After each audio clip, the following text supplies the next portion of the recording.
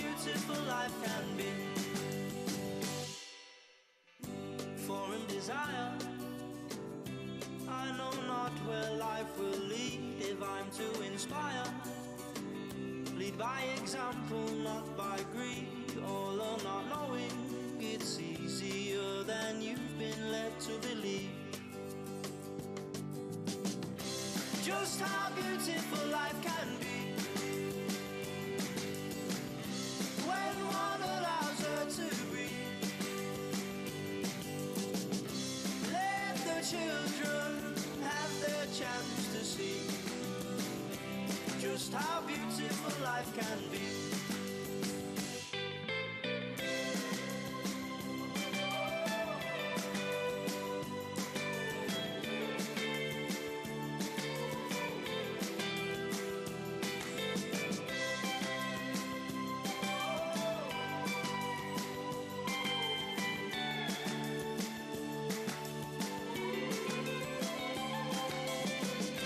Just how beautiful life can be when one allows her to breathe. Let the children have their chance to see just how beautiful life can be. Just how beautiful life can be. Let the children have their chance to see just how beautiful life can be.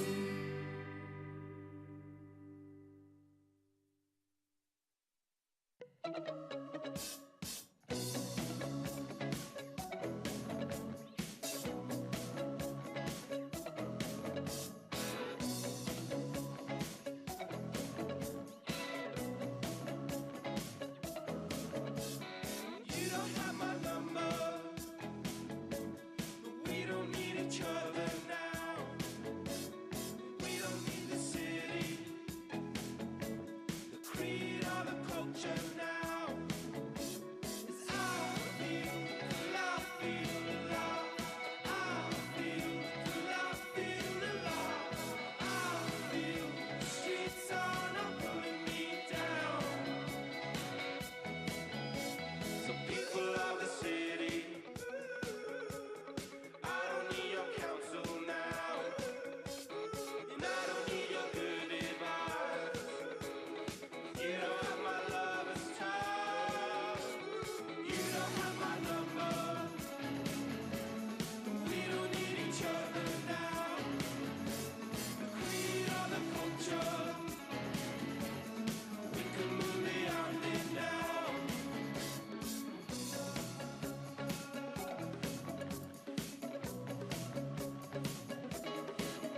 Now the wolf is knocking at my door. Bang, bang, it asks for more. Stand here, we stand tall. We can move beyond these walls. And I don't need your counsel. Now I don't need these city streets. And I don't need that good advice. 'Cause we can move beyond it now.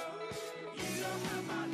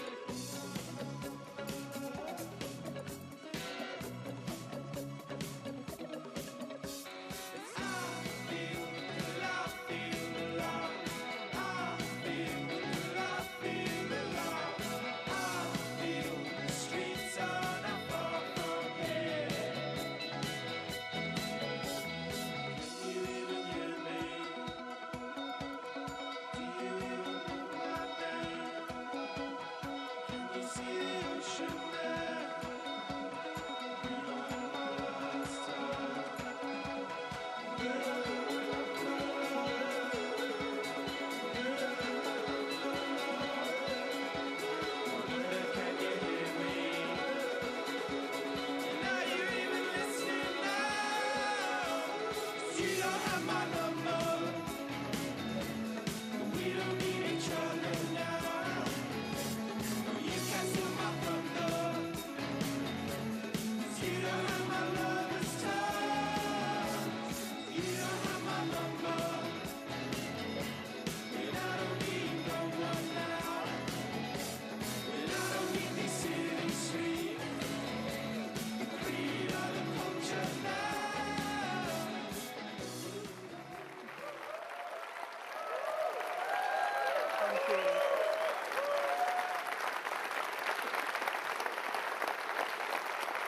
Thank you.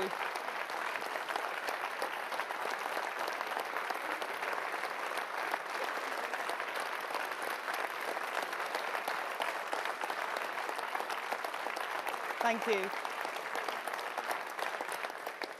Thank you. I've not even said anything yet. It's great to be here in Purfleet. 3 short weeks ago, the people of Thurrock put their trust in Labour.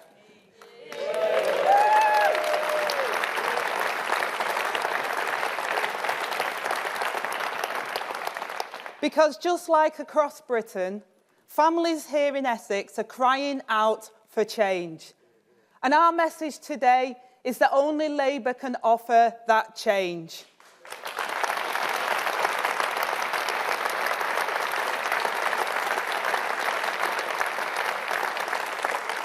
Right here, we're announcing the first steps for a changed Labour Party, a party that has returned to its roots, ready to deliver a radical and responsible plan for Britain's future.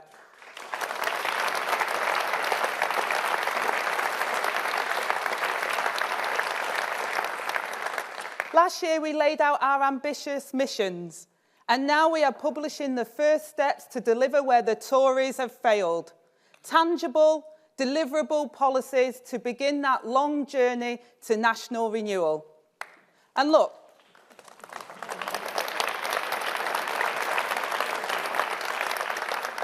we're under no illusions about the scale of the climb ahead. We aren't promising the earth, but we are promising that what we are confident we can deliver on. And for each first step today, you'll hear from Labour's shadow cabinet about what we are promising and how we will pay for it. So you can be in no doubt about your choice and hold us accountable for delivering. And I know that after 14 years of chaos and decline, many of you will feel cynical. But remember that this Tory decline didn't come by chance. It was a choice to protect those at the very top above all else. But my ask today is to leave that pessimism at home and remember, this is a country that once built homes for heroes from the rubble of war, that took the opportunity of a new millennium to introduce a minimum wage, that gave birth to industry and democracy, along with a trade union movement and a national health service. And in that same spirit, we are committed to a mission-driven government. But that can only be delivered in lockstep with working people. Just like when Nye Bevan needed nurses and porters to build the NHS, and Barbara Castle secured equal pay with women unionising in the workplace, the next Labour government will rebuild Britain in lockstep with you.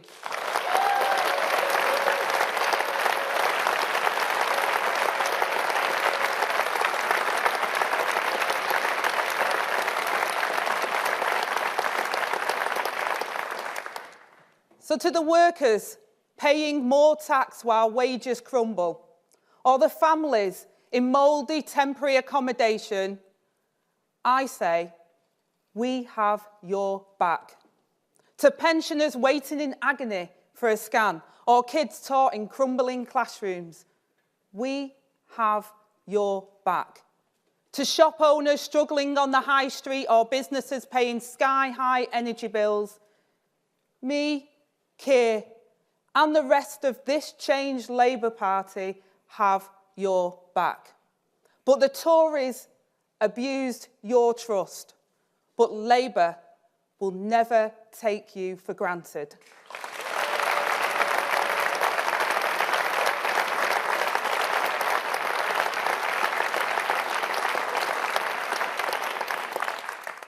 And you know, it was a Labour government, a mission-driven government, that had my back and transformed my life, that gave me the foundation of a secure home and a decent wage when I had my son at 16, and took me from a council estate to Parliament. So trust me when I say, Labour has a plan to get Britain back on its feet.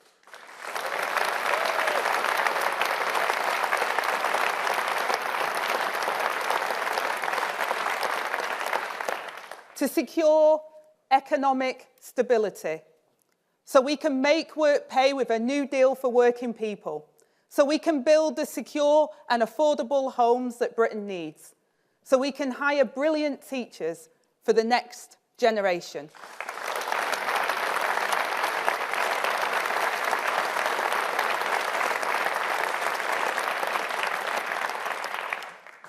Now, I'll hand over to the woman at the heart of Labour's mission for economic stability, a trailblazer for women in leadership everywhere, Rachel Reeves.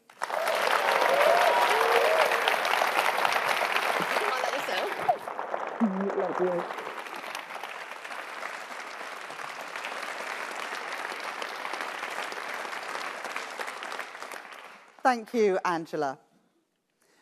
With Keir's leadership, we have changed the Labour Party so that we might have the chance to change our country. A little over a year ago, we set out our central economic mission to achieve the highest sustained growth in the G7, with good jobs and productivity in all parts of the country. That's not just about lines on a graph. It's about money in the pockets of working people, thriving high streets, and the revenues to rebuild our public services. I have huge ambition for Britain. I know you do too. And I see that potential wherever I go. But after 14 years of Conservative government, Britain is worse off. Growth weak, wages flat, taxes up, the cost of living up. That is the price of Conservative chaos. 5 prime ministers, 7 chancellors, and then the mini-budget, which sent mortgage bills spiralling and put pensions in peril. And now Rishi Sunak is pushing ahead with another unfunded tax plan, a £46 billion commitment to get rid of national insurance altogether, a plan that the Conservatives have no idea of how they will pay for it.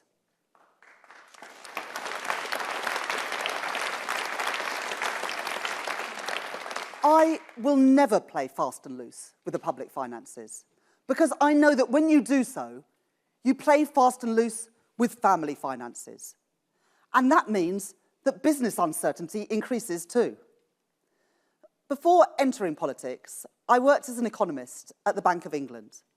I know how much stability matters.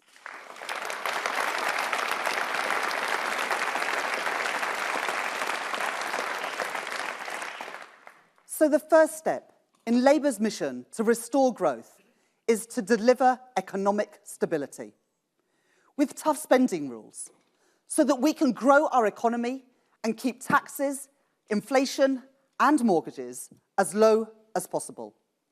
After the last 14 years, stability is change.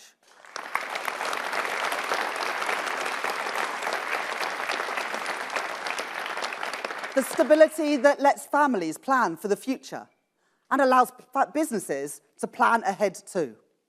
That will be the bedrock of everything that we do. But that alone is not enough. We need investment through a new partnership between government and business. And reform. Reform of employment rights with a new deal for working people. Reform of our politics with new powers for elected mayors. And reform of our planning system to get Britain building again. Bringing back stability, bringing back growth It will require tough choices. It will take hard work. A decade of national renewal. But Labour is ready. Ready to serve, ready to lead, and ready to rebuild Britain. Thank you very much.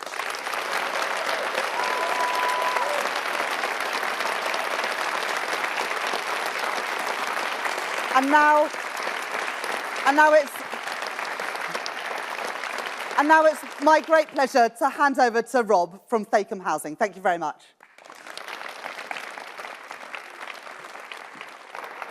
Thanks so much for doing this. I'm Rob Boughton, CEO of Thacum, a house builder in the South East. I'm pleased to be here today to support the first step towards the growth mission. Recently, my company welcomed Rachel and Angela to one of our communities we have built. I was struck by how they understood the housing crisis and are committed to tackle it as part of the country's economic growth. I support Rachel's ambition to grow the economy, and I'm pleased to see Labour has put so much weight on economic stability, which is so crucial so businesses can plan ahead.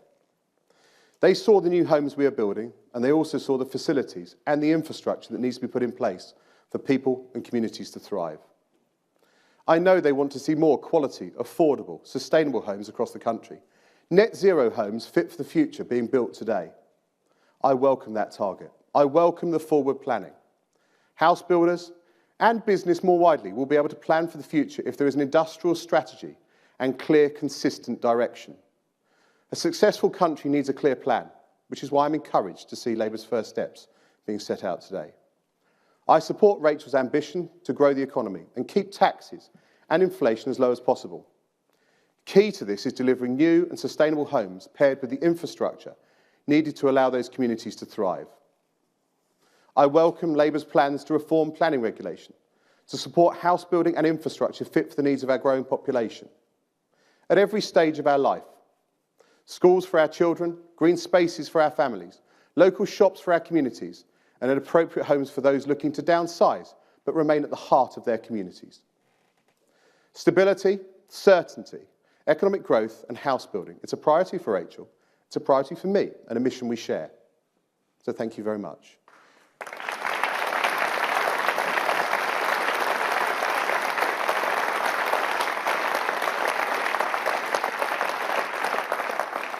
We now have a video from another prominent business CEO to explain why he supports the first step. Hi, my name's Seb James, and it is my great privilege to lead the Boots organisation. Boots has, as you know, around 2,000 stores and pharmacies right across the country, and just over 50,000 team members. Some of the things that I think are incredibly important to a business like Boots. For me, first and foremost, it's stability. A stable economy provides the right platform for sustainable economic growth. And it's that real focus on economic growth that is going to be so important in the next few years. The second thing is government and business really listening to each other, working together to grow our economy. And it's brilliant to see lots of that sharing going on. We need an industrial strategy that helps us plan for the long term, helps us to anticipate changing landscapes, emerging sectors, new skills, new technologies. Another thing that I think is incredibly important is employment. Is having a government that works with business to help get people up and down the country in some of the most deprived areas of our great nation and into work and keep them in work. And that ranges from helping apprenticeship schemes properly work for business to reskilling mature workers. Now, I want to mention just one thing that's very close to my heart. Keir came to one of our Boots stores earlier in the year, and we talked about the importance of looking after our high streets. There is a Boots on almost every high street, but high streets are not just a place that people come to shop. It's a place of work. In some small towns, the only place of work. It's a place to meet. It's a place to connect, to get health advice. It's the heart of our towns. A thriving high street helps to build communities, and I think that's going to be a really important game changer in the next few years. We need to invest in it, connect it to our digital worlds, and look after it. And then one last thing, the cost of living. Our customers tell us every single day that pressures remain.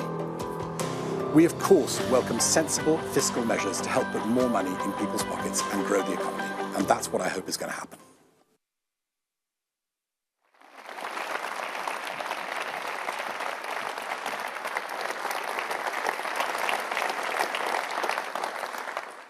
Everyone in this room will owe a debt of gratitude to the NHS for a moment in their lives whether it's the birth of a child, a parent who was cared for, and as a cancer survivor, I owe the NHS my life because it was there for me when I needed it. I was fortunate, but far too many people today are not so lucky. The Conservatives have driven our NHS into the ground over the past 14 years. Waiting lists have trebled. In an emergency, there's no guarantee an ambulance or even an A&E doctor will reach you in time. That basic promise that the NHS will be there for us when we need it has been broken. Some worry that the crisis in the NHS is terminal. Others, who never believed in it to start with, hope that's the case. Rishi Sunak has given up on the NHS, more interested in scapegoats than solutions. So it's clear the longer the Conservatives are in power, the longer patients will wait. So it will fall to us, the Labour Party, the party that created the NHS 75 years ago, to rescue and renew the service today.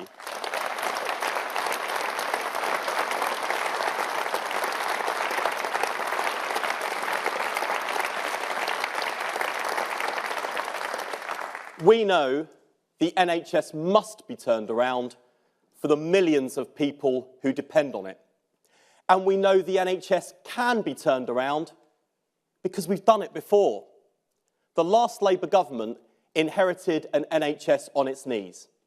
From 1997 to 2010, we transformed the health service, delivering the shortest waiting times and the highest patient satisfaction in history. We did it before, and we will do it again.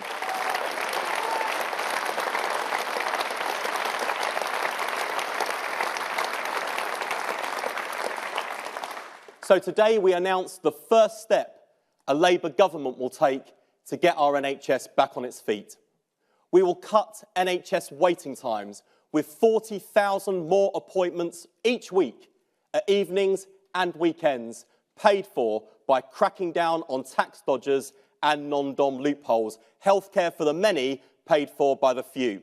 Investing more in the NHS and reforming the way the service works. The first step we will take to beating the Tory backlog and treating patients on time again.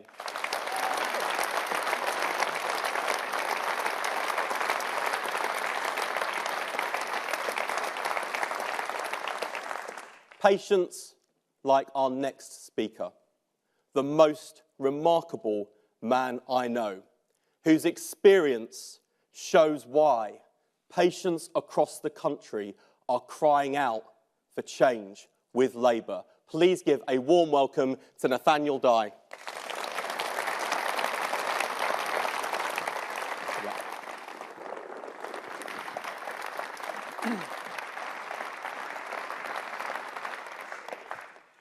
My name is Nathaniel Dye, and I am dying of cancer.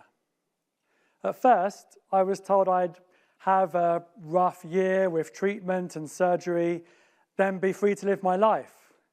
When scans eventually happened, further spread was discovered and my prognosis worsened. It's all but certain that I'll be dead within 3 to 4 years. I was diagnosed 20 months ago and the clock keeps on ticking. I try not to think about what might have been if all the tests, scans, and appointments had happened more quickly.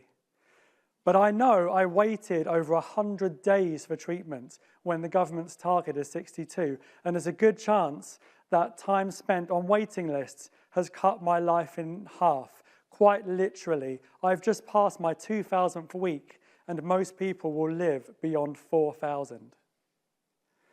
There's a lot being said at the moment about sick notes. Let's put emotions aside for a second and talk purely in socio-economic terms. If my cancer had been caught early, I'd be looking at another 30 years of economic productivity. Instead, I'm staring down the barrel of early retirement and early death.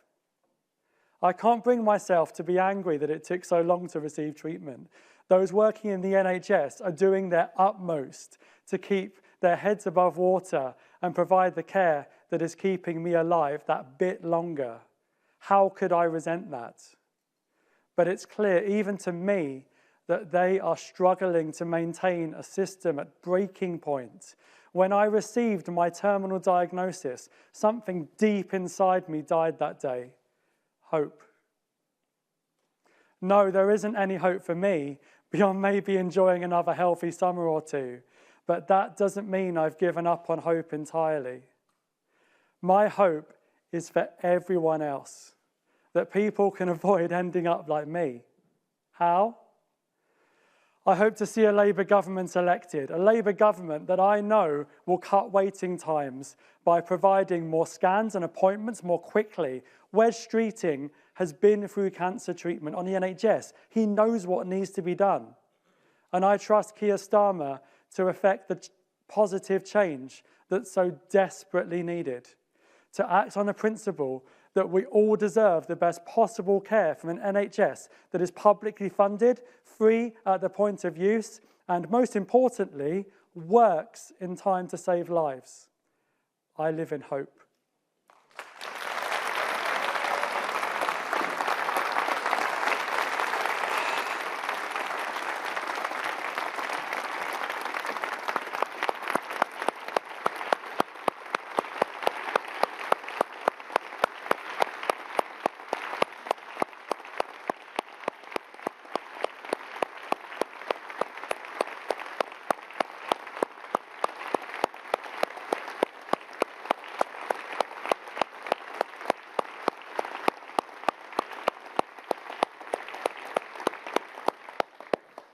Wow. My name is Mike Tapp. I'm Labour's candidate for Dover, Deal and the Villages. I come from a background of service with the Army, where I served in Afghanistan and Iraq, and at the National Crime Agency and then the Ministry of Defence, where I spent much of my time in counter-terrorism, playing my part to help keep our country safe.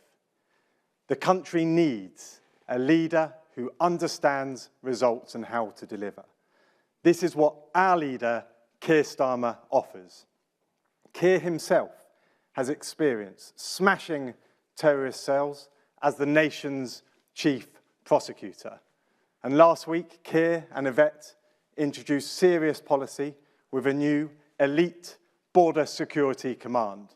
Now that will include the National Crime Agency, the police, the border force, and also the finest security services in the world, MI5. And they will have new counter-terror powers to better monitor, track, and disrupt criminal gang activity.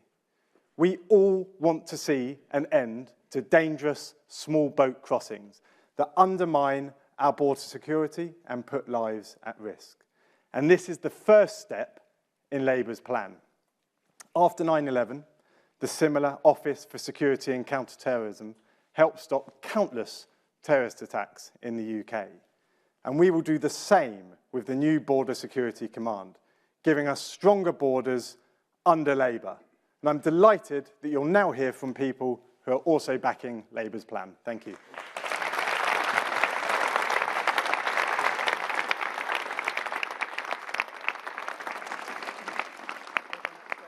I'm Neil Basu, and I led in counter-terrorism policing for over 6 years. Over the past 6 years, I've watched events in the English Channel with a mixture of despair and fury as tens of thousands of men, women and children continue to make the perilous crossing from northern France. Like all organised criminals, the gangs plying this trade are motivated only by money. They don't care when people die, like 7-year-old Sarah Al-Hashimi. More lives will be lost unless there's decisive action to dismantle the gangs and disrupt their evil operations. There's no evidence that the Rwanda scheme will stop the gangs and deter migrants from getting in their boats. So I'm heartened to see Keir Starmer's plans for a new border security command, a practical policy proposal to turbocharge the work of the multiple agencies dealing with this wicked issue. This policy gets serious about breaking the global business model of evil criminal gangs profiting from human misery. Now, I don't underestimate the challenge of bringing those resources into alignment and increasing the number of investigators, but it's necessary and strong leadership can achieve it. This won't be easy work. During a long policing career tackling organised crime and terrorism, I learned how criminal gangs switched tactics, adapted their methods, and preyed on weaknesses to stay one step ahead. But with extra resources, a firmer grip from the centre, and tougher powers, the new Border Security Command can make a huge difference. Hello, I'm Kathy Henline, Director of Organised Crime and Policing Studies at RUSI, the Royal United Services Institute. Much of the work I lead focuses on serious and organised crime and the threats this poses to the UK, including to our border security. The organised crime threat to the UK is growing, and a significant proportion of this threat is posed by criminals based overseas. The ability to navigate our borders is key to their operations. There is much more we can do to tackle those working to move people and commodities in and out of the UK illegally. Our work indicates that the current response is too fragmented. Instead, we need a holistic, cross-cutting, whole-system response, one that's equal to the agility and innovation we see in criminal efforts to penetrate the border. The right powers and stronger resourcing are needed under the leadership of a dedicated individual and informed by a much deeper, more detailed understanding of the nature of this fast-moving threat.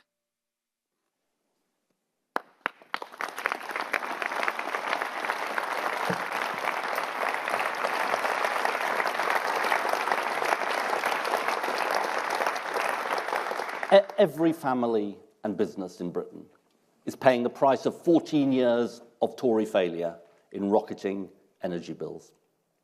Whatever this government says, the cost of living crisis has not gone away. And Britain has been harder hit than other countries because under the Tories we are so dependent on fossil fuel markets controlled by dictators like Putin. So when the Tories block clean energy, they raise bills and make us less secure. The Conservatives left us exposed, and if they get back in, they would do so again. And once again, it would be working families that pay the price. Labour says it's time for change in Britain.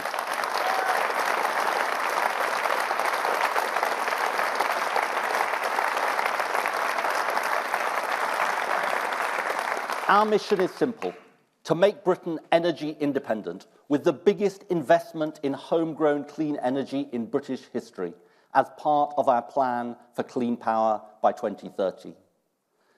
Because clean energy we control at home is cheaper than fossil fuels and more secure because dictators can't control it. So our first step is to set up Great British Energy, a publicly owned clean energy company by and for our citizens.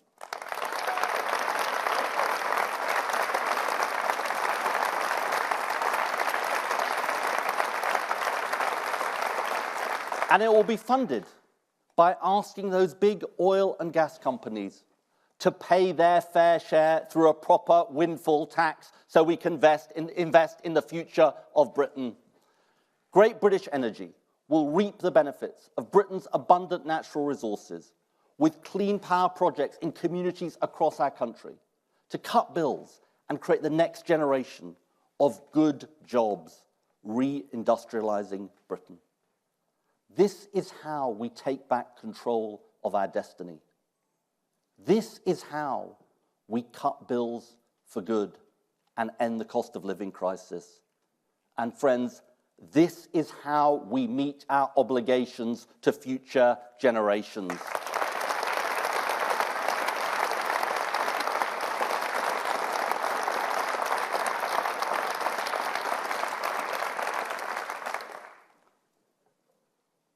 I'm in politics because I know how much this fight matters and that we can win it. This is the most consequential energy and climate election in our history. The choice is clear: higher bills and energy insecurity with the Tories, or lower bills and energy independence with Labour.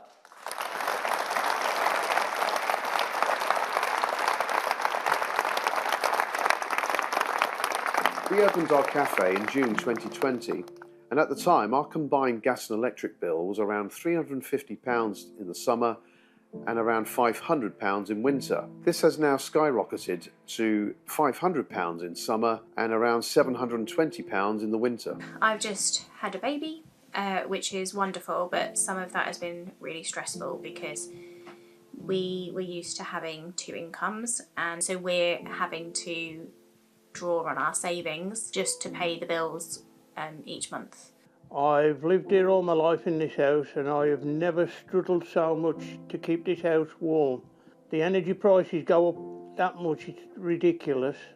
I'm on my own, I got my pension coming in, and I just can't manage. I've just been eating this one room. I've been sleeping in the recliner chair. I can't afford to eat anywhere else. Fairly recently I got a job that was a higher pay grade because of the cost of living. It hasn't made any difference. In fact, I'm actually worse off now than when I was being paid less. I feel like it's a shame, and I feel quite upset and angry that I'm not able to provide for my growing family. Hospitality is a difficult sector at the best of times, as we're at the mercy of many cost increases. But how can such an cost increase be shouldered by our customers, who are also feeling the pinch? This is why I'm supporting Labour's pledge to switch on GB Energy for locally sourced greener energy that will bring costs down. It will reduce our exposure to expensive energy purchased abroad, making us more energy independent. I'm supporting Labour because they'll give us cheaper energy, greener energy and better energy, and they'll look after the vulnerable, the elderly and the disabled people.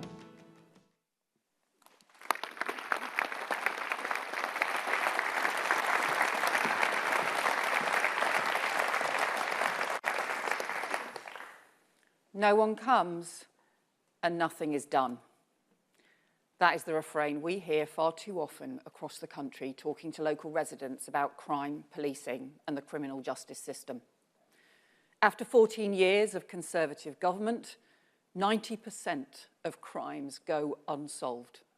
There are 10,000 fewer neighbourhood police and PCSOs on the beat. More criminals are let off. More victims are let down. Serious violence, such as knife crime, has shot up. And community confidence in policing and in the rule of law has plummeted. That is the abysmal Tory record on law and order. And in the Labour Party, we know that security is the bedrock on which all other opportunities are built. And that is why the first step in our crime mission is about making our communities feel safe and secure again, cracking down on the crimes which erode the very fabric of our society.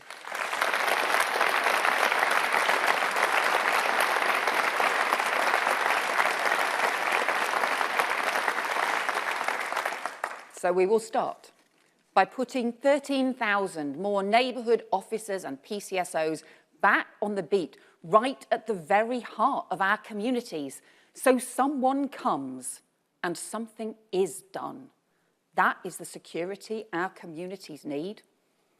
And we'll pay for it by calling time on the wasteful police contracts and bureaucracy. We'll crack down on the antisocial behaviour blighting our town centres with new respect orders, zero tolerance zone, payback penalties and action on shoplifting so communities can take back their streets from organised crime.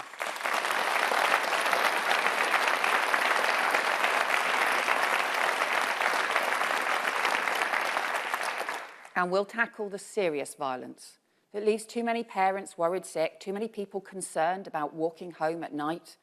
We'll set up a new Young Futures programme, including 100 new youth hubs, new youth mentors to stop young people being drawn into crime and to give young people their future back.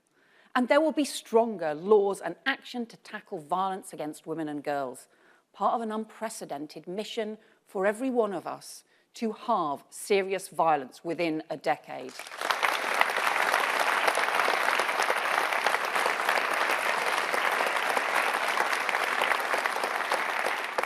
But everything starts with that first step, getting more police back on the beat, restoring local confidence, because Labour will be a government of law and order, putting the safety of our communities right at its very heart.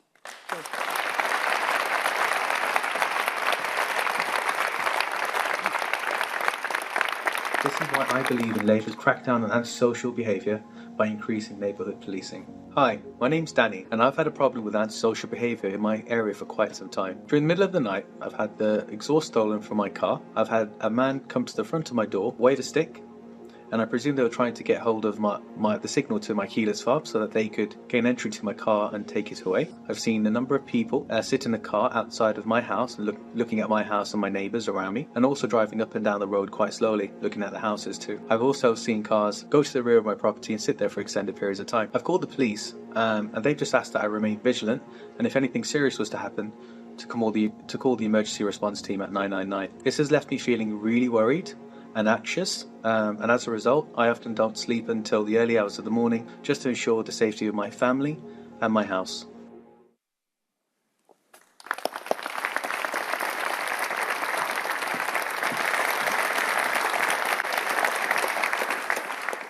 And last but very much not least, I have the privilege of leading Labour's mission to break down barriers to opportunity.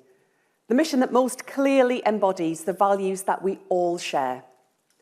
Because today, the belief that good governments don't just run the country well, but change it for the better, is definitively Labour.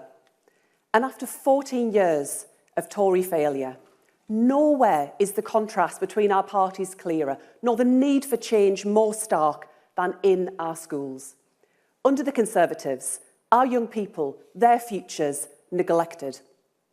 Parents see it, employers see it, and above all, our children see it. Schools that are literally crumbling around the next generation, where 1 in 5 children are regularly not in class, and where thousands of lessons every week are being taught by teachers not expert in their subject. Nothing matters more to driving up standards, to getting the best education for every child, than the quality of teaching. Teaching is at the core of education, and education of opportunity. So while teacher recruitment targets are missed year on year, vacancies reach record highs and staff leave in their droves, our children's life chances suffer, and so does our country.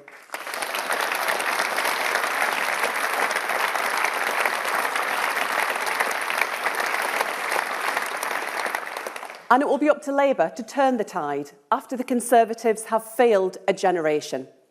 Because the future Labour wants to build, the future our young people will shape together, begins with qualified, supported, expert teachers in every classroom.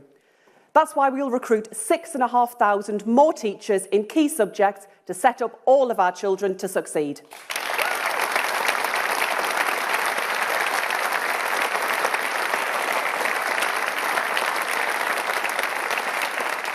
Qualified because our children deserve to be taught by people trained for the job, and in every classroom, because all of our children deserve what has been the privilege of too few. And we'll pay for it by ending tax breaks for private schools, and we'll invest that money in a better start for all of our young people. Great teachers transformed my life. And as Education Secretary in the next Labour government, I am determined to bring that change for all of our children.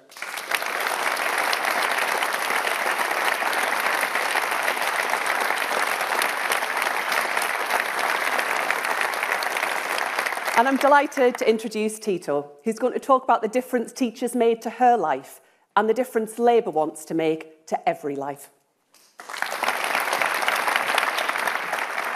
Thank you.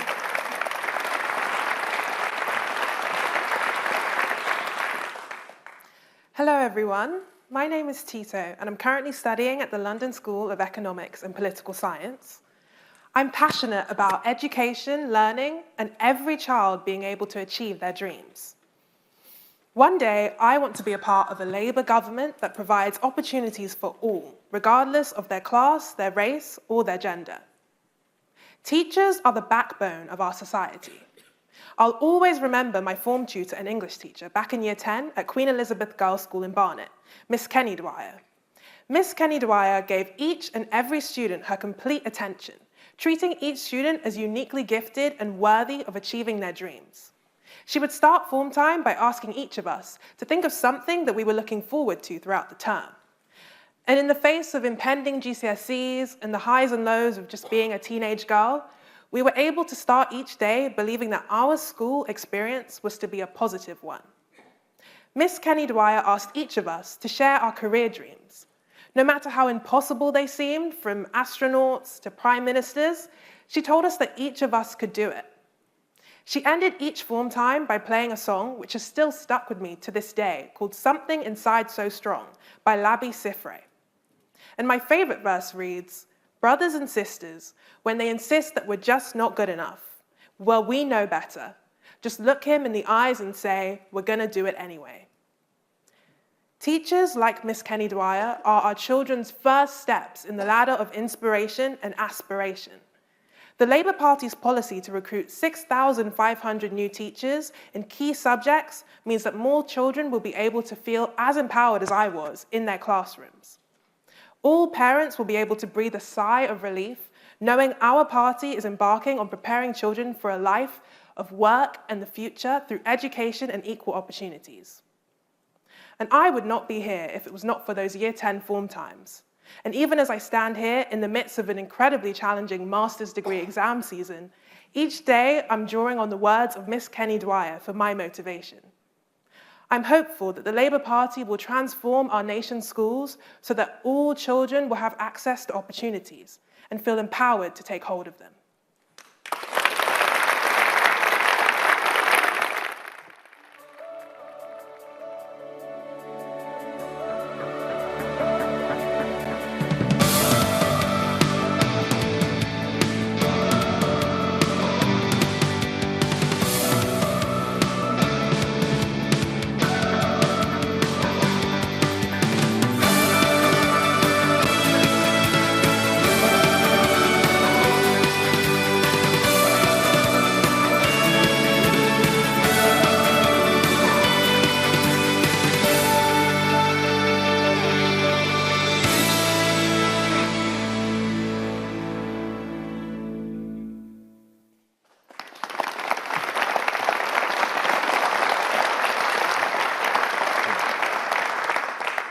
Good morning. My name is Haruna Hamza.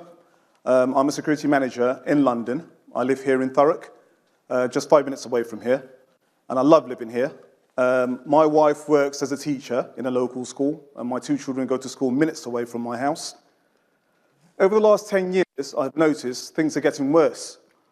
GP appointments harder to get, community services disappearing, less police presence. At the same time, it's going up. Energy bills skyrocketing. To book dentist appointments for my daughter was a nightmare. I'm fed up. And other people in Thurrock are fed up. That's why we voted Labour at the local elections. In the council, Labour.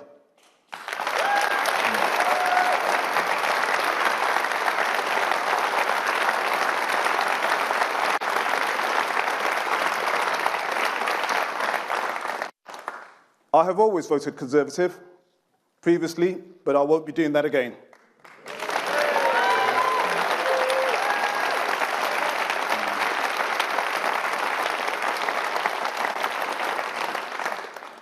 They let the country down. They let the country down badly. I'm excited to vote Labour at the general election. The Labour Party gives me hope. Keir Starmer is a good man. He's honest, and he is a man of action.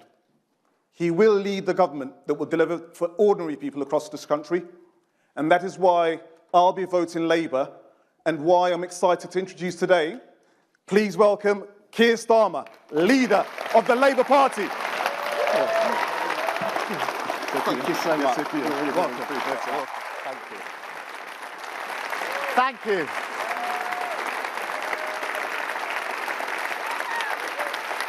Thank you very much. Thank you. Thank you. Thank you. Thank you very much indeed.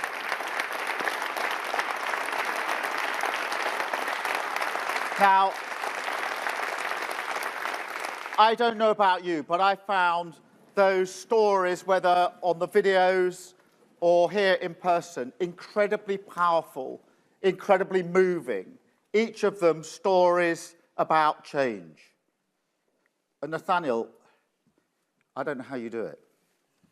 I don't know how you're able to hold yourself together with that poise and that dignity and to cling on to that hope for other people. It is inspirational for all of us. It's really fantastic. Thank you for coming.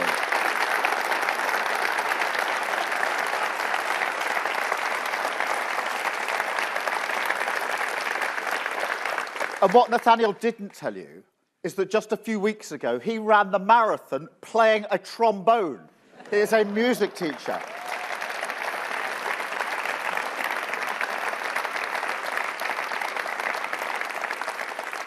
And Rob, thank you for your story, your contribution about housing and the importance of a home, that basic security, the base camp from which people can build their lives. It makes such a difference. It certainly did for me. And Haruna, yours is a story about change. To change from one political party to another political party is a very big thing to do. It's about change.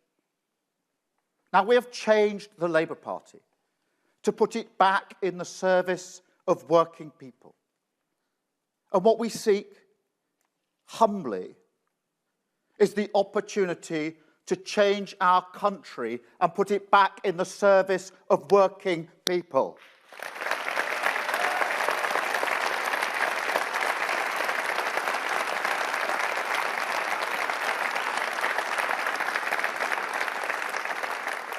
And I'm not going to give you gimmicks. There's no quick fix to the mess that the Tories have made of this country. But this is a changed Labour Party with a plan to take us forward. And I have ambition for this country. And like all ambition, that starts with first steps. First steps towards higher growth, an NHS back on its feet, secure borders, cheaper bills, safer streets, and opportunities for your children.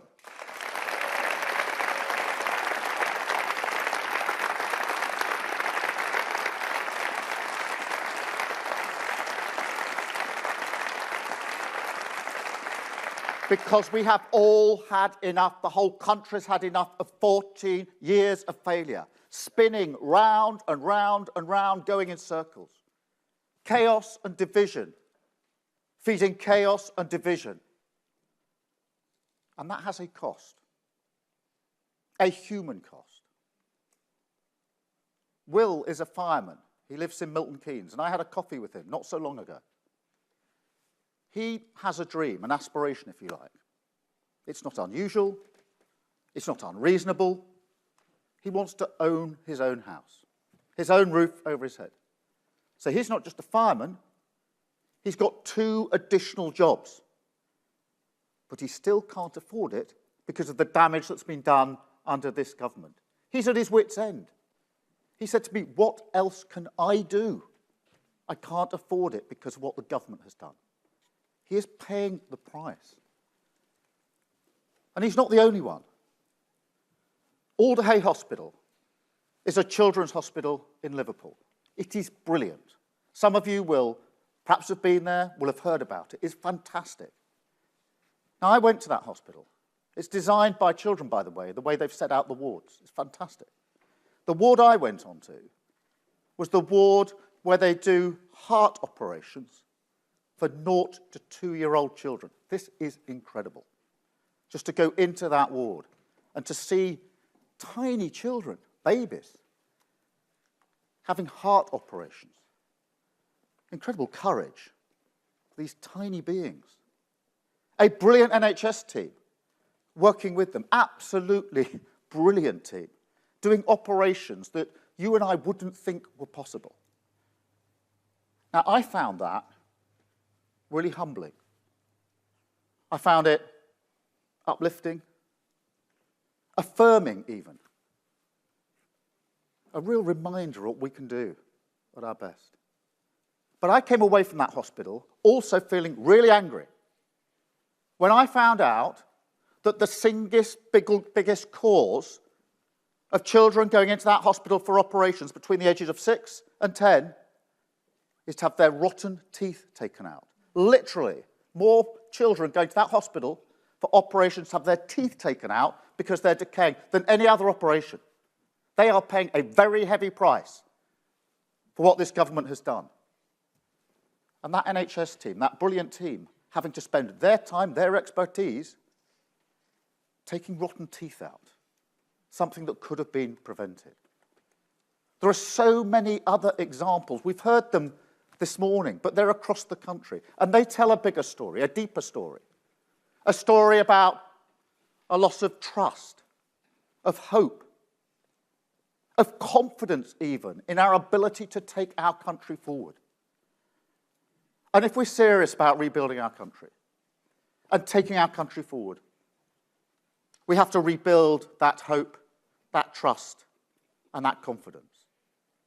And you cannot do that with gimmicks, with short-term decisions, sticking plasters that just are put on the problem, but they don't fix the problem.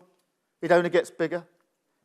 And that is why, during the course of last year, I set out my missions for an incoming Labour government. The big change that we need to make to our country, to take it forward, to improve it, to make it a better place. Long-term ambitions, credible plans, fixing the fundamentals, and giving an incoming government a driving sense of purpose about the change that we want to bring about. Now, this is going to be hard. Sticking plasters is easy. It just doesn't work. But I've never shied away from tough decisions. I ran a public service. We changed it. We reformed it. Lots of people said you couldn't do it, you shouldn't do it. But we had to press on. We've changed the Labour Party and put it back in the service of working people. Country first, party second. Thank you.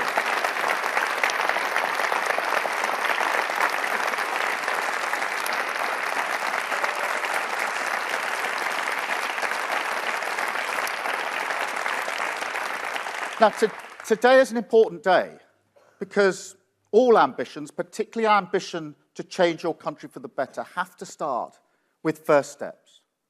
And these are our first steps. They enable us, if you like, to look the public in the eye and say, this is our down payment on change.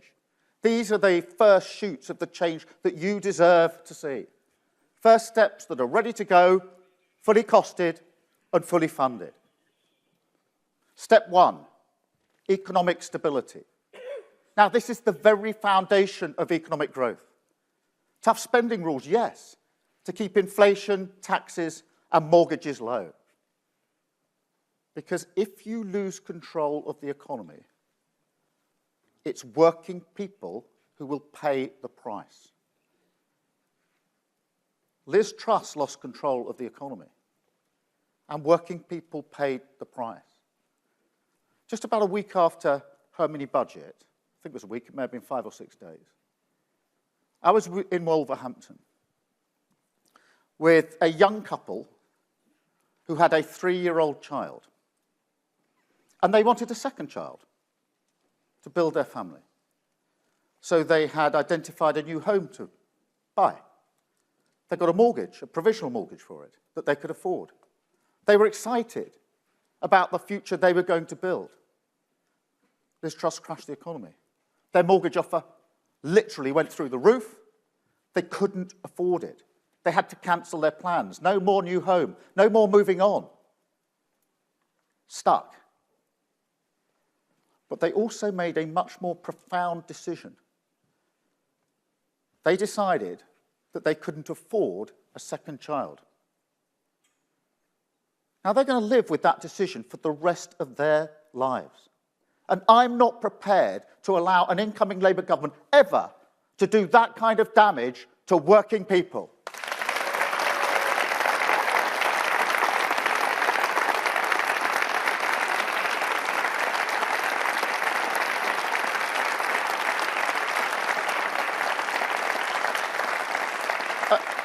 And this isn't just about the past, because Rishi Sunak has not learnt the lessons. He says he's going to abolish national insurance. That is a £46 billion unfunded tax cut. £46 billion. And that's why I can hardly believe I'm saying this. Stability is change. And that's why it has to be our first step. The second step is cutting NHS waiting times. It is impossible to overstate the seriousness of this problem. Nearly 8 million operations and appointments are needed. 8 million. That means everyone in this room, everybody watching or listening, probably is on a waiting list or knows someone who's on a waiting list. That's the worst it's ever been. And we see it the whole time. I see it every time I'm out. On Sunday, I was travelling from London to Manchester. And I confess, I was on my way to watch Arsenal beat Man United away at Old Trafford. Can you believe it, Rachel? But we pulled into Knutsford service station, and I got out, walked in to get a coffee. And a woman recognised me, and she called me over. And she said to me, and she showed me, she's got an ingrowing eyelid.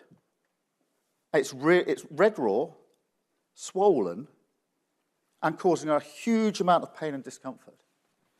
And she said to me, I've been waiting 18 months for an appointment for the operation, and I've just been told I've got to wait another 12 months.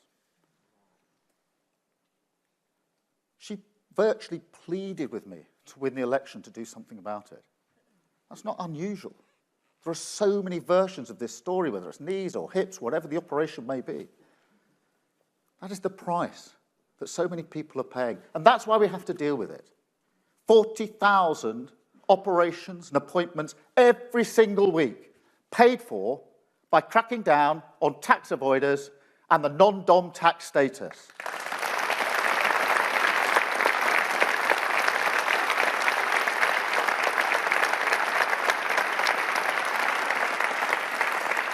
Step 3, a new border security command.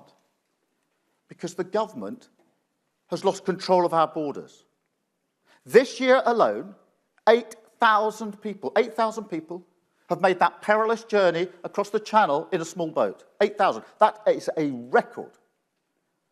And let's be clear, nobody but nobody should be making that journey. Nobody. And it is a test.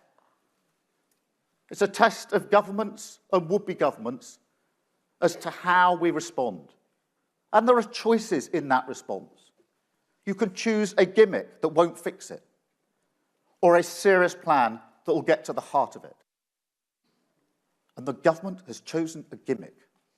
The Rwanda scheme cost a fortune, an absolute fortune, to deport less than 1% of those arriving by small boat. And that means, of course, that 99+% will not be removed under the scheme. And if you don't think the criminal gangs are saying that to the people they're exploiting, then you've never met a criminal gang. Because those gangs are vile. They're making huge amounts of money. They're putting some of the most vulnerable people in the world in boats they shouldn't be in and breaching our borders. So we have to be serious about smashing those gangs and taking them down. That's where the Border Security Command comes in. A new command with new resources and new powers, including counter-terrorism powers. Now, we talk about small boats. That's the language that's used. But if you actually look at the boats that are being used these days, they're not that small. They're being made to order. They're being stored in Europe. They're being moved up to the north coast of France, and then vulnerable people are being put in them for money by vile gangs. Now, I worked for 5 years as the chief prosecutor, as the director of public prosecutions, and I worked with police and law enforcement across Europe to take down criminal gangs that were terrorist gangs. These are sophisticated gangs, by the way. But we did it and we took them down. I will never accept that it is impossible to take down the vile gangs that bring people in small boats to cross the channel, and we will smash it.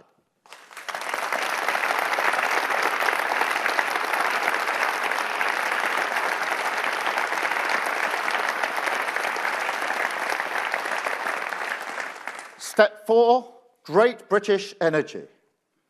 Now, the problem here is obvious. It's the classic example, the textbook example of sticking plaster politics. Because just about 10 years ago, the Tories under this government said, cut the green crap. Remember that? Cut the green crap. And so they cut investment in clean British power. They cut investment. They banned onshore wind.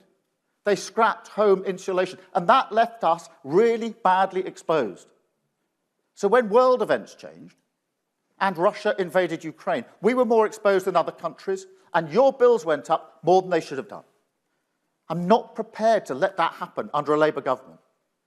So we will set up Great British Energy, harness clean British power, owned by the taxpayer, making money for the taxpayer, investing in the future, and keeping bills down for good.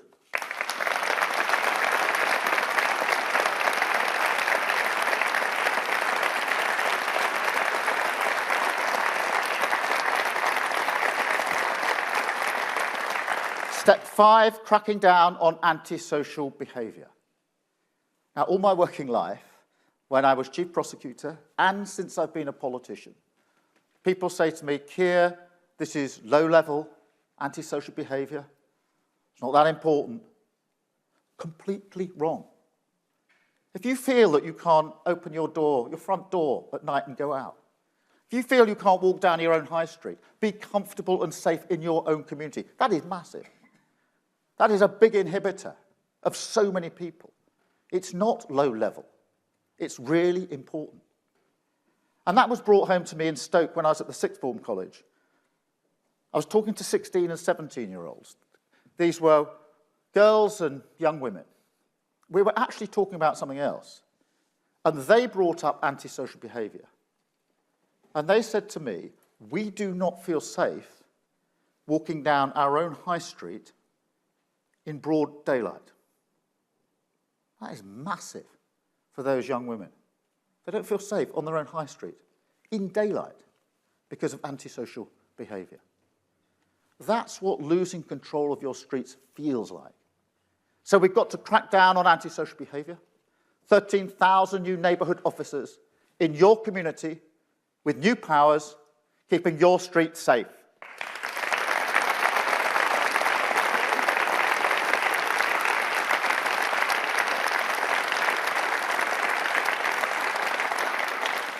And finally, step 6, 6,500 extra teachers, paid for by removing tax breaks for private schools. Because we have to prepare our children and young people for the work they're actually going to do and the lives they're actually going to live. And that will require reform to make sure the skills they get, they're taught, are the skills they're actually going to need in life. It also means we need to concentrate on creativity, on confidence, what a difference that makes, and resilience that all children and young people need. But we need to get the basics right.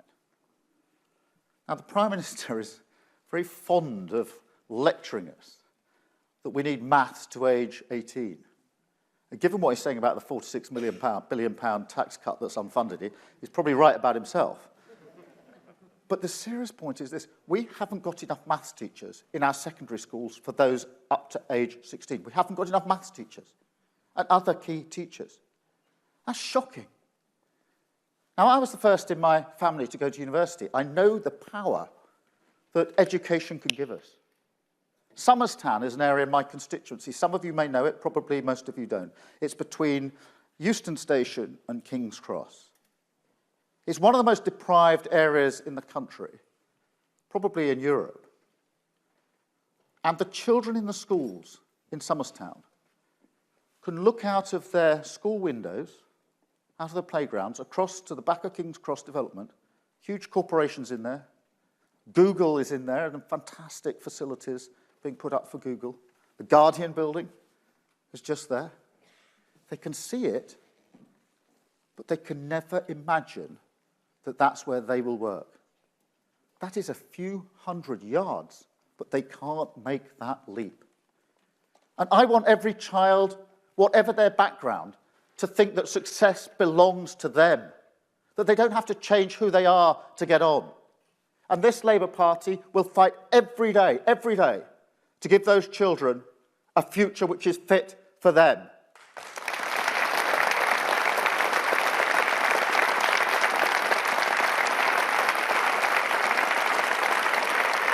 Thank you. So here we are. One card, 6 steps, in your hand, a plan to change the country. This is a message that we can take to every doorstep across the country, and make that argument. Decline is not inevitable. Politics can make a difference. Britain will have a better future, and you can choose it with Labour. Stop the chaos with Labour. Turn the page with Labour. Return politics to service with Labour. And with patience, with determination, with these first steps, we can rebuild our country with Labour. Thank you very, very much. Thank you. Thank you.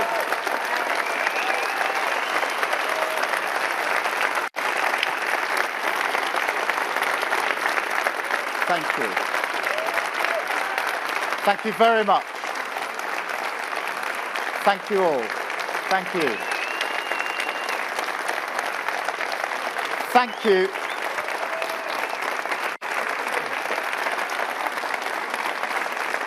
Thank you. We're now going to take some questions from the media. So I'll just get a note. I think we're starting with Chris from the BBC. Chris. Thank you. Chris Mason, BBC News. You've talked about being held accountable. Let's talk about one deliverable that you've talked about this morning and by when you will deliver it. So you talk about an extra 40,000 appointments in the NHS each week. How many weeks into a Labour government do you get to that number? Well, Chris, we will get to it just as quickly as we can, as swiftly as we can. The ambition is there. We've obviously, Chris, to make that happen, we've got to operate weekends and evenings. We have to pay staff for the shifts. That is why we've already had the discussions and starting discussions with the staff about how that will work. Because I don't want to waste any time in the first, say, 100 days of a Labour government on discussions that I could be having now. So our ambition is to get that up as quickly as possible. I'm not going to put a number on it, but what I am going to do, as with all of the missions, is make sure that we're doing the work now to make sure we can hit the ground running as soon as the election is called. But those 40,000 operations will make a huge difference. Imagine if you're on that waiting list and you're one of the 40,000 each and every week. What a difference it will make to you. What about the woman in Knutsford who needs her eye looked at? That's the difference that these first steps can make. Thank you very much. Beth, can I come to you? Thank you. Keir Starmer, you set out your 5 missions in January 2023. Voters have been waiting for quite a long time for flesh on the bones, but you've downsized your promises today. You promised the highest sustained economic growth in the G7. That becomes economic stability. You promised clean energy by 2030. That becomes setting up Great British Energy. Why are you scaling back your ambition? Is it for fear of breaking promises, or is it because you're so far ahead in the polls, you're lowering the bar? Thank you. I'm not. I'm not scaling back our ambition absolutely at all. And it's very important, Beth, and thanks for raising this, because that is the way I've set this out has been a strategy I've been operating to for 4 years now, which is a strategy which was first to recognise the scale of the defeat of the Labour Party at the last general election, the worst defeat since 1935. And so stage one was change the Labour Party, change it, turn it inside out, facing the country and serving working people. Next stage, expose the the government as incompetent, ably assisted by several of their prime ministers. The next stage, which you and others pushed me to, is right, well, now it's clear that you've changed the Labour Party, and it's clear to everyone this government's failing. What are your big ideas for the country? That's the missions that we set out last year. This is not to reduce the missions. It's to say, what's the first down payments on the delivery of those missions? What are the first steps that we can take? They're not the only steps, they're the first steps. The missions remain, but this is, if you like, the tangible steps that we will take to deliver on those missions. And that's why I said we'll look the public in the eye and say, these are the down payments, the first shoots. So we're not reducing the missions. We're putting flesh on the bones by saying these are the first steps we'll take in order to deliver the missions. But the missions, each and every single one of them, are there as the long-term ambitions, goals, targets, the driving purpose of incoming Labour government. So the down payment in relation to the NHS, 40,000, that's to deal with the waiting list, but we've still got to change the NHS and make it fit for the future. GB Energy is the first step towards clean power in 2030, and one that can be done very quickly. So this is absolutely consistent with this strategy I've been operating to for 4 years. And I appreciate...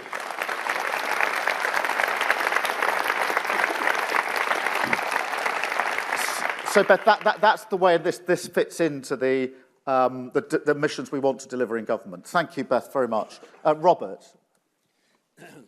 Robert Peston, ITV. I'm sure absolutely everybody was moved by what we heard from Nathaniel Dyer and his call for hope. And I think there's the rub. We haven't seen any rise in living standards or negligible rises in living standards for 16 years. Your colleague, Gordon Brown, points out that children living in poverty are still at absolutely record levels. We've got the most dangerous world that any of us have lived in, probably since the Second World War. We've got an AI industrial revolution which may make us richer or poorer, depending on how it's managed. So what would you say to those who say that what you call your first steps simply aren't ambitious enough? Well, Robert, 2 things about that.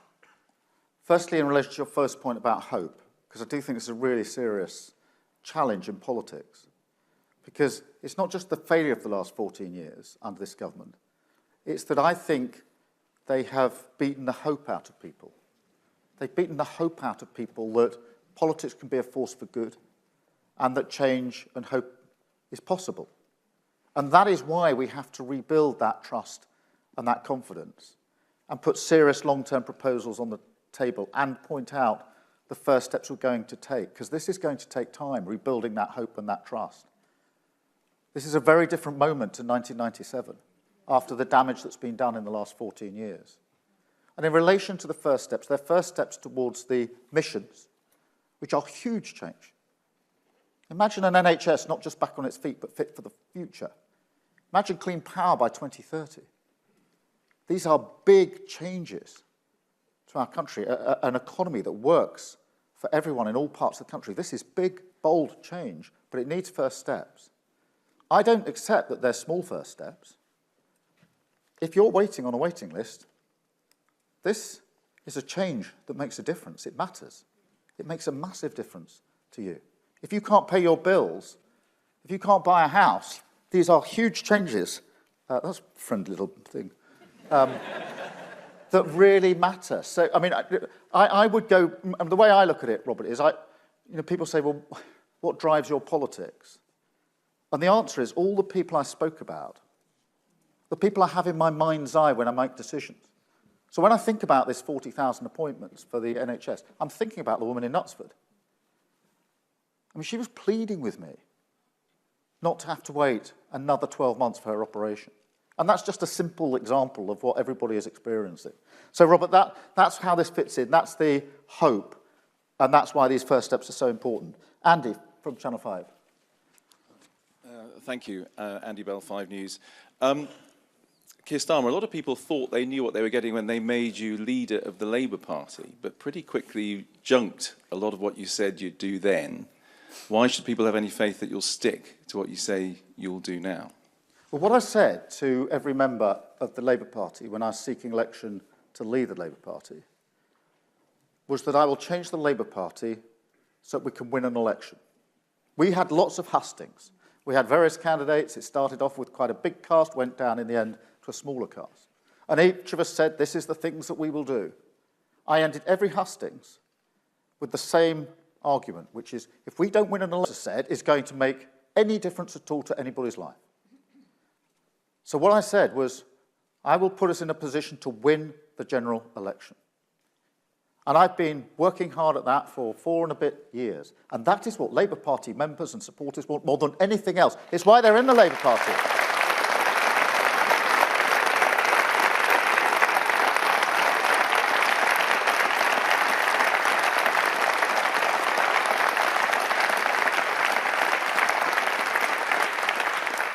And that has been the constant work that I've done ever since. And I've explained and talked this through in terms of the stages I thought we had to go through as a party, which was we had to change. You can't lose an election that badly and say to the electorate, what were you doing? You have to look at yourself and say, we need to change. You have to expose the government as not fit to govern. But then you have to put your ideas on the table for the change that you'll bring about for the country. And we have to do that according to the circumstances in 2024. The challenges we face now are pretty big and obvious. Robert was spelling out some of them, but there's a long, long list. And that is why we now need to set out in credible, believable terms the change that we want to bring about for the country with a serious plan behind it. And today, the first steps, what are the first things you'll do to start bringing that about? Thank you so much. Natasha. Hi, Natasha from LBC. So Keir, 3 of these 5 pledges are very similar, 6 pledges, are very similar to the Tories' 5 pledges. What do you say to that on the NHS, the economy and on migration? Are you really offering the change that people want to see? And why are you so afraid to be so bold when you're so far ahead in the polls? And if I may, this is a Tony Blair-style pledge card, isn't it? Do you feel like Tony Blair today? Well, that's 3 questions. That's 3 questions wrapped up in one, but let me reject the idea that this is similar to what... The government says they're going to stop the boats. More people have come by boat this year, 8,000, than any other year. That is a record failure. A record failure because they're going for a gimmick, not a serious plan. The government says they're going to get the waiting list down. They're going up. Everybody knows. We talk about the numbers. Nearly 8 million appointments and operations needed. That's massive. That's never happened in the history of our country since we've had the NHS. We've never been in this position. This is fundamentally different to the government. But the difference is also political. Because I'm not prepared to do gimmicks. I'm only prepared to do the hard yards of serious change with a serious plan for 5 or 10 years of change in this country with the first steps that are needed to bring it about. And that is a political difference between us, a seriousness, if you like, about politics. The rhetorical flourishes are great, the massive promises are great. But if you don't deliver on them, you do the very thing that we've been talking about, which is beat the hope out of people. So we have to rebuild that, and that's what this is about. Thank you, Natasha. Lizzie from the Mirror. Lizzie. Hi, Keir. Gordon Brown yesterday called for the 2-child benefit limit to be scrapped and warned that the UK is heading for the worst child poverty figures in living memory. Where does ending child poverty sit in your list of priorities, and will you rethink your position on the 2-child limit? Ending child poverty is central. I mean, it was central to the last Labour government. We did a huge amount of work on it, and it'd be central to an incoming Labour government if we're privileged enough to come in to serve, and we will put a strategy in place for it. And child poverty cannot be divorced from education, from housing, from the cost of living, from bills down. They are all, in a way, feeding into the strategy to deal with poverty. What I can't do is make promises that I can't deliver on. And this is really important to the question about hope, because where we've had to say now there are things we might want to do but we can't because the economy is being damaged, I want to say that this side of the election. I do not want to be saying that the other side of the election. And that's tough. The easy thing is just to pretend we can deliver it all. Nice big wheelbarrow of things that we can deliver. But if we can't deliver it, I'm not going to say it, because I think that's the stable foundation we need in politics and now for the economy. Thank you so much. Jack from The Sun. Jack. Thank you, Keir. Jack from The Sun. Just on the specifics about the gender schools guidance that came out today, would you keep it? Would you scrap it? And specifically the bit about the ban on teaching of gender identity. Thank you. Yeah, Jack, I think what's come out today, I think, is a draft for consultation. I've not actually looked at it in any great detail, so I will look at it, look at whether it's far removed from what's happening at the moment, and I think then once it's gone through consultation, there'll be another stage of the exercise, so I'll look at it at that point. Thank you, Jack. Craig from the Metro. Craig. Well, Craig Monroe from Metro. Now, the nature of priorities is you've got to leave some stuff out. But I was surprised going through the booklet that was handed out that there's no direct mention at all of the environment or climate. Was there any logic behind leaving out such an important issue? Well, firstly, you're right to highlight the importance of climate. Obviously, what we're saying about Great British Energy is the first step towards clean power 2030. That's a massive contribution to our environmental obligations. It's also the only way to get down bills for good, to get energy security, and actually to harness the jobs of the future. So it is in there. This is the first step. It's not to take away from the missions, but the first step is to set up Great British Energy so we can harness that clean British power, which is hugely important. As Ed said a moment ago, renewable energy is cheaper than fossil fuel. It is also the right thing to do for the planet. So that comes under that heading. Thank you so much. Aubrey from The Times.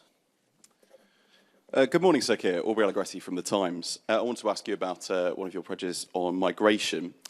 You've obviously focused on tackling the supply side of this issue in terms of the border control centre that you're setting up. I want to ask you about the supply. So what are you doing to sort of tackle the problem more downstream? How are you going to disincentivise people from risking their lives to come here in the first place?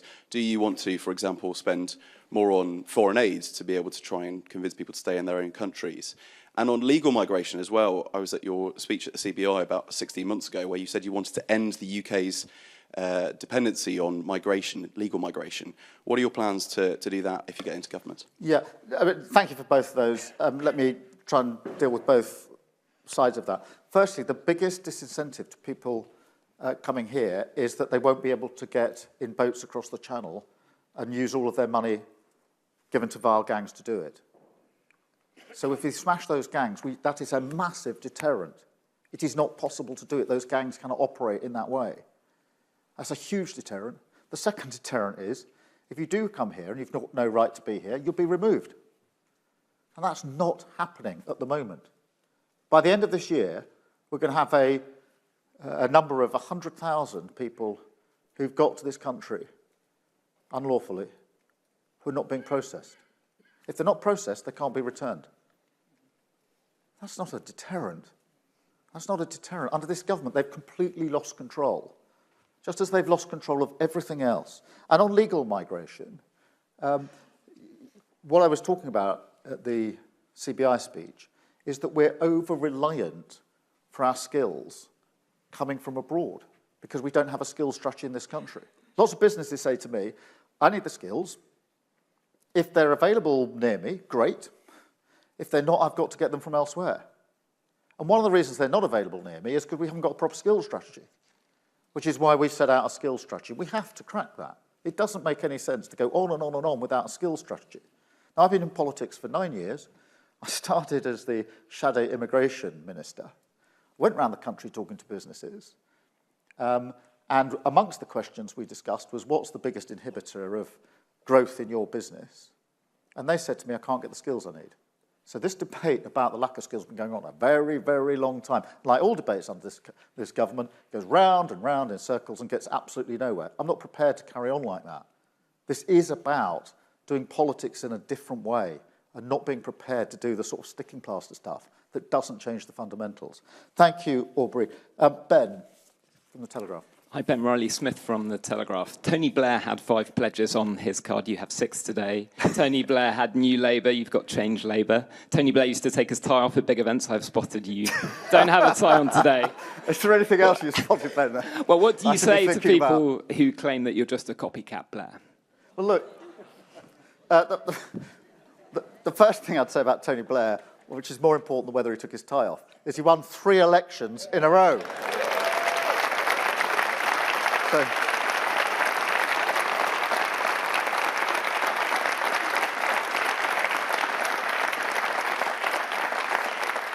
and what Blair did in 97 is what Wilson did in 64 and Attlee did in 45, which was to take the Labour Party from opposition into power. We've only done it 3 times, effectively. And the thing that unites them was the ability to glimpse the future and to persuade people to go on that journey to a changed future. Obviously, different circumstances in 1945, as we all understand, 64, white heat, and then the challenges that were facing Tony Blair in 1997.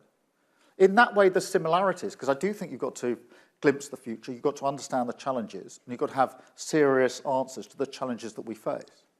But it's not copycat, because we're now, 27 years on from 1997. The challenges we face now are not the same as those faced by Tony Blair. They're different challenges.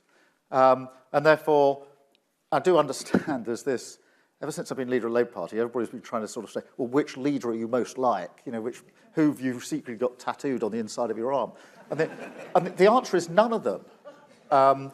Because this team and I, all of our candidates tonight, we have to face the future.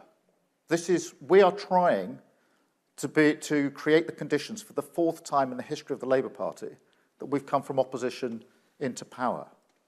So yes, some of the things that are important about winning power are the same, of course they are. But I'm very conscious that we're facing the challenges that are now here in 2024 and have to provide answers to those challenges. Thank you, Ben.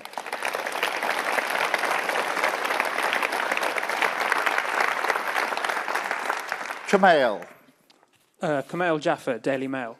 So, Keir, you previously talked about winning over swing voters in seats like these. 2 weeks ago, however, parts of Labour's traditional voter base abandoned you for the Greens and the Independents over issues like Gaza. How do you propose to win them back in the lead up to the election? Well, thank you for that question, because it is really important that we win over voters who haven't voted for us before, which is why I'm so pleased to be introduced today. And I think, firstly, I'd say, if you look at those local elections, I think we showed that we can win anywhere. We had a really successful set of elections, if you look at them in the round. And that was the last time anyone will vote effectively before the general election. So it was a good set of results for us. But the challenge that you put to me is a really important one. And I think part of the answer to that is to be clear that the missions that we are setting out for the future of our country, I've sort of said it's a decade of national renewal.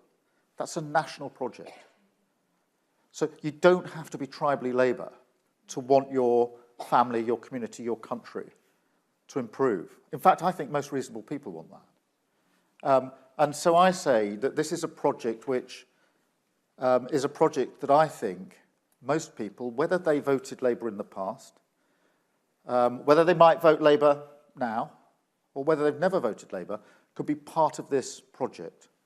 Because I genuinely think, it's at the heart of my politics, I genuinely think that most reasonable, tolerant people in this country, and that's the vast majority, do want to see their chances, their families' chances, their community chances. They want to see their country move forward. And I say this Change Labour Party is a party for you.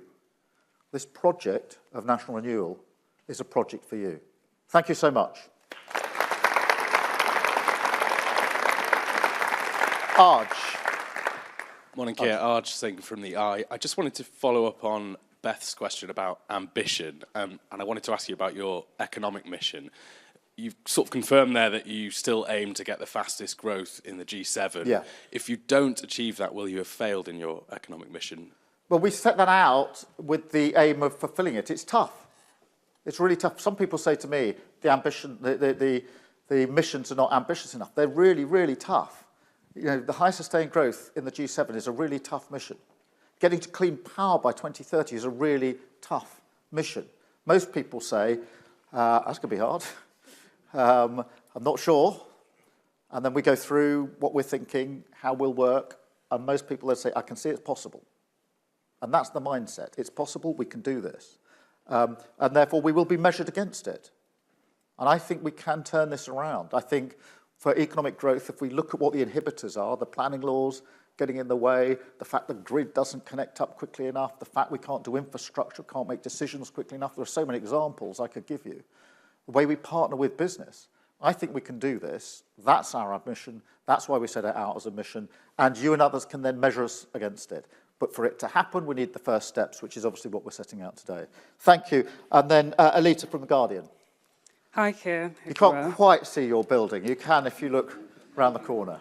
We'll have a look. Why did you decide to miss out housing and workers' rights from these steps? Does that mean you're not as committed to them? And one more, if I may. Can the public expect to see these 6 steps materialised in their lives within 2 terms of a Labour government? Yes, is the answer to the second question. And that is why we're doing so much thinking now about what we need to do to deliver on these missions, because we cannot be complacent about the election. Every vote has to be earned, and the challenge has just been put to me quite rightly. How do you persuade more people to come on board? We must be humble about that and earn every vote, but we won't be forgiven if we're not prepared on day one, if we are privileged enough to come in to serve. And that's why I'm confident we can deliver this over 5 or 10 years. A decade of national renewal is the way that I've set it out. On your question about housing and workers' rights, they're integral to this. The fact that we've got first steps does not mean that all other steps, all other parts of our programme are sort of put to one side. These are simply the steps that we can set out and say, these are the first things we can do. There's 6 of them here. This is a discussion that we want to have on the doorsteps across the country. It doesn't take away from any other commitments that we've made, because all of these commitments taken together build up to the 5 missions. And the 5 missions are about changing our country for the future. And that's really important, because I'll just finish with this, because I feel it so strongly. And I say this, whichever political party anyone supports. I do understand people, voting for other political parties, wanting other political parties in power. But if you take these 14 years, to leave your country in a worse state after 14 years than you found it is unforgivable in politics, whichever party you support. I fundamentally believe that, and I'm not prepared to see a Labour government that doesn't materially improve our country, so that we can genuinely look back in 5 or 10 years' time and say, do you know what?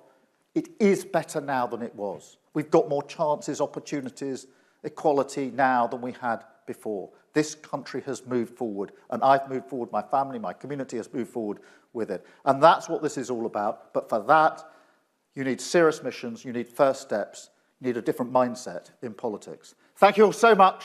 Thank you for being here. Nice to see you. Thank you. Thank you.